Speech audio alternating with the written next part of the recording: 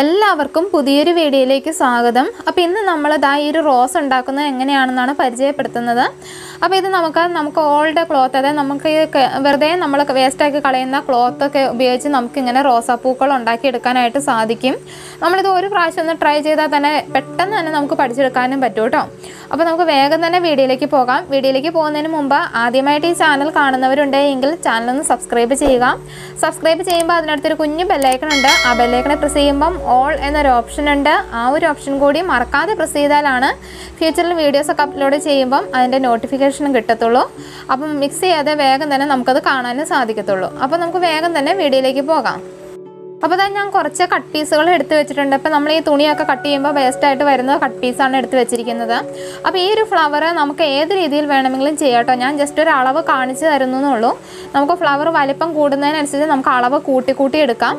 അപ്പോൾ അത് നമുക്കിഷ്ടമുള്ള രീതിയിൽ നമുക്കിത് ചെയ്തെടുക്കാം കേട്ടോ. അപ്പോൾ ആദ്യം നമ്മൾ എടുക്കേണ്ടതെന്ന് പറഞ്ഞു കഴിഞ്ഞാൽ നമ്മൾ ഇതുപോലൊരു സൂചിയിൽ നൂല് കോർത്ത് വെക്കുക, താഴെ ഒരു നോട്ടിട്ട് വെക്കുക. അപ്പോൾ അതെന്തിനാണെന്ന് ഞാൻ പറഞ്ഞു തരാം. പിന്നെ നമ്മൾ എടുക്കുന്നത് ഇതുപോലൊരു കട്ട് പീസാണ്. അപ്പോൾ ഞാനതിൻ്റെ വീതി ജസ്റ്റ് ഒന്ന് കാണിച്ചു തരാം. അപ്പോൾ ഈ ഒരു തുണിയുടെ വീതി എന്ന് പറഞ്ഞു കഴിഞ്ഞാൽ 3 ഇഞ്ചാണ്. അപ്പം നമ്മൾ ഈ ഒരു തുണി രണ്ടായിട്ട് മടക്കുമ്പോൾ 1.5 ഇഞ്ചാണ് വരിക കേട്ടോ. അപ്പോൾ അത് നമുക്ക് ഫ്ലവറിന് ഒരുപാട് വലിപ്പം വേണമെങ്കിൽ ഈ 3 ഇഞ്ച് കറക്റ്റ് എടുക്കണമെന്നൊന്നുമില്ല. 4 or 5 ഒക്കെ ആയിട്ട് എടുക്കാം, അല്ലെങ്കിൽ അതിന് കുറച്ച് വേണമെങ്കിൽ കുറച്ചെടുക്കാം. അതൊക്കെ ഓരോരുത്തരുടെ ഇഷ്ടമാണ്. ഇതുപോലെ നമ്മളൊന്ന് രണ്ടായിട്ടൊന്ന് മടക്കി കൊടുക്കുകയാണ് ആദ്യം ചെയ്യുന്നത്. അതിനുശേഷം നമുക്കത് ഈ ഒരു അരിക നമുക്കൊന്ന് അടിച്ചെടുക്കണം. അപ്പോൾ അത് മെഷീൻ ഇല്ലാത്തവരാണെങ്കിൽ നമുക്ക് ഈ സൂചി കൊണ്ട് ജസ്റ്റ് ഒരു റണ്ണിങ് സ്റ്റിച്ച് കൊടുത്താൽ മാത്രം മതി. ഇപ്പോൾ എനിക്ക് മെഷീൻ ഉള്ളതുകൊണ്ട് ഞാൻ മെഷീനെ തുന്നിയെടുക്കുകയാണ് ചെയ്യുന്നത്. അപ്പോൾ മെഷീൻ ഇല്ലാത്തവർക്കും ചെയ്യാൻ വേണ്ടിയിട്ടാണ് ഇങ്ങനെ ചെയ്ത് കാണിച്ചു തരുന്നത് കേട്ടോ. അപ്പോൾ ഇതുപോലെ നോട്ടിട്ട് വെച്ചിരിക്കുന്ന സൂചി ഇതുപോലെ റണ്ണിങ് സ്റ്റിച്ച് അറിയാത്തവർക്ക് ഒന്നും അറിയാനുള്ള റണ്ണിങ് സ്റ്റിച്ച് എന്ന് പറഞ്ഞു കഴിഞ്ഞാൽ ബേസിക് സ്റ്റിച്ചാണ്. വളരെ എളുപ്പത്തിൽ നമുക്കിത് പെട്ടെന്ന് തന്നെ തുന്നിയെടുക്കാം. അപ്പോൾ ഇതുപോലെ നമുക്ക് ഫുള്ളായിട്ടൊന്ന് തുന്നിയെടുക്കാം. അപ്പോൾ എന്തായാലും നമ്മൾ തുണിയൊന്ന് മാറ്റി റെഡ് കളറിലേക്ക് ആക്കാമെന്ന് ഓർത്തു. അപ്പോൾ ഇതിൻ്റെ വീതി എന്ന് പറഞ്ഞു കഴിഞ്ഞാൽ 3.5 ഇഞ്ചാണ് ഈ തുണിയുടെ വീതി കേട്ടോ. അപ്പോൾ ഇത് കുറച്ച് നീളം കുറവാണ്. അപ്പോൾ അതുകൊണ്ട് തന്നെ ഞാനതൊന്ന് ജോയിൻ ചെയ്ത് കൊടുക്കുകയാണ് ഒരു പീസും കൂടെ. അപ്പോൾ അത് നല്ല വശവും തമ്മിൽ വെച്ചിട്ട് ജോയിൻ ചെയ്ത് കൊടുക്കാം. അപ്പോൾ അതിന് ശേഷം നമ്മൾ ഈ തുണി രണ്ടായിട്ട് ഇതുപോലെ ഒന്ന് മടക്കിയതിന് ശേഷം നമ്മൾ ആ അരികത്തോടെ സ്റ്റിച്ച് ചെയ്ത് കൊടുക്കുകയാണ്. അതിനുശേഷം നമ്മൾ ഈ തുണി പുറമെ മറിച്ചെടുക്കുക. അപ്പം നല്ല വശത്ത് നിന്ന് ഒരിക്കലും സ്റ്റിച്ച് ചെയ്യരുത്, ചീത്ത വശത്ത് നിന്നായിരിക്കണം ഈ ഒരു സ്റ്റിച്ച് കൊടുക്കുക. അതിനുശേഷം നമ്മളിത് നല്ല വശത്തേക്ക് മറിച്ചെടുക്കുകയാണ് ചെയ്യുന്നത് കേട്ടോ.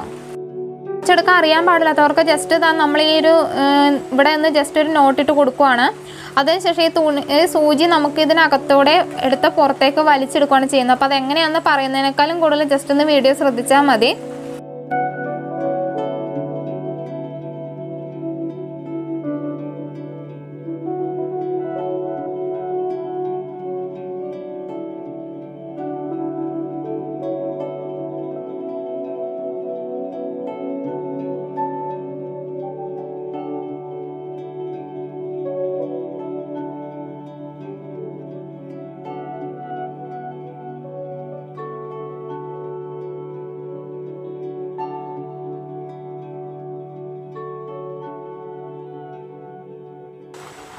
അപ്പോൾ നല്ല വശം ഏകദേശം കംപ്ലീറ്റ് ആയിട്ട് പുറത്തേക്ക് എടുത്തിട്ടുണ്ട്.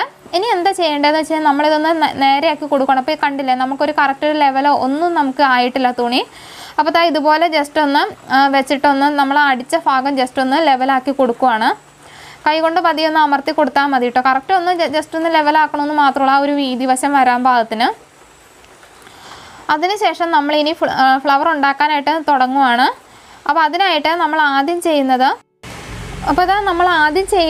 ഇതുപോലെ തുമ്പൊന്നാദ്യം മടക്കിയെടുക്കുകയാണ്.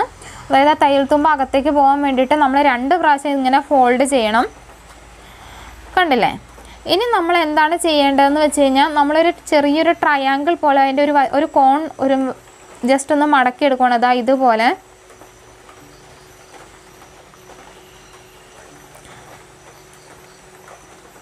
കണ്ടില്ലേ? അപ്പോൾ ജസ്റ്റ് ഒരു ട്രയാങ്കിൾ പോലെ ആയിട്ടുണ്ട്. ഇനി നമ്മളിതാ ഈ ഒരു അറ്റം ഇതുപോലെ ഒന്ന് മടക്കിയെടുക്കുകയാണ്. ചുരുട്ടിയെടുക്കുക എന്നൊക്കെ പറയും. അപ്പോൾ ആ ട്രയാങ്കിൾ തീരുന്ന അവിടം വരെ മാത്രമാണ് മടക്കിയെടുക്കുന്നത്. അതിനുശേഷം നമ്മൾ പുറകുവശത്തേക്ക്, അതായത് നമ്മൾ പിടിച്ചിരിക്കുന്നതിന് നേരെ ഓപ്പോസിറ്റ് സൈഡിലേക്കാണ് നമ്മൾ പിന്നെ ട്രയാങ്കിൾ പോലെ മടക്കിയെടുക്കുക. എന്നിട്ട് വീണ്ടും നമ്മൾ ഇതുപോലെ ചുരുട്ടിയെടുക്കുകയാണ്. അപ്പോൾ ഒന്ന് ശ്രദ്ധിച്ചാൽ മതി, ആ ട്രയാങ്കിൾ പോലുള്ള ആ വശം തീരുന്നത് വരെ മാത്രം നമ്മളൊന്ന് ഇതുപോലെ ഒന്ന് ചുരുട്ടിയെടുത്താൽ മതി. അതിനുശേഷം വീണ്ടും നമ്മളിതാ പുറകിലേക്ക് ഫോൾഡ് ചെയ്യുവാണ്. ട്രയാങ്കിൾ പോലെ ഫോൾഡ് ചെയ്ത് കൊടുക്കുവാണ് വീണ്ടും. അപ്പോൾ അതാ ഞാൻ പറയുന്നതിനേക്കാളും കൂടുതൽ ജസ്റ്റ് ഒന്ന് വീഡിയോ ഒന്ന് ശ്രദ്ധിച്ചാൽ മതി. ജസ്റ്റ് ആ പൂവിൻ്റെ ഇതള് പോലെ വരാൻ വേണ്ടിയിട്ടാണ് നമ്മൾ ഈ നേരെ പുറകിലേക്ക് ട്രയാങ്കിൾ പോലെ ചെയ്ത് കൊടുക്കുന്നത്. എന്നിട്ട് ആ ട്രയാങ്കിൾ തീരുന്ന ആ ഒരു ഭാഗം വരെ ജസ്റ്റ് ഒന്ന് ചുറ്റി കൊടുക്കുക. വീണ്ടും ഇത് തന്നെ റിപ്പീറ്റ് ചെയ്യുകയാണ് ചെയ്യുന്നത്. അപ്പോൾ ജസ്റ്റ് ഒരു പേപ്പറിലോ തുടക്കക്കാർക്ക് ഒരു പേപ്പറിലൊക്കെ ഒന്ന് ചെയ്തതിന് ശേഷം ചെയ്യുകയാണെങ്കിൽ നമുക്ക് എളുപ്പം ഉണ്ടാവും. അപ്പോൾ അതാ ഇത്രയും ആവുമ്പോൾ നമ്മൾ എന്താ ചെയ്യേണ്ടതെന്ന് വെച്ചാൽ നമ്മൾ കൈക്കുള്ളിലേക്ക് ഇതാ ഇതുപോലെ ഒന്ന് വെച്ച് കൊടുക്കുക. അതിനുശേഷം റൗണ്ട് ചെയ്യുകയാണെങ്കിൽ കുറച്ചുകൂടി എളുപ്പം ഉണ്ടാവും.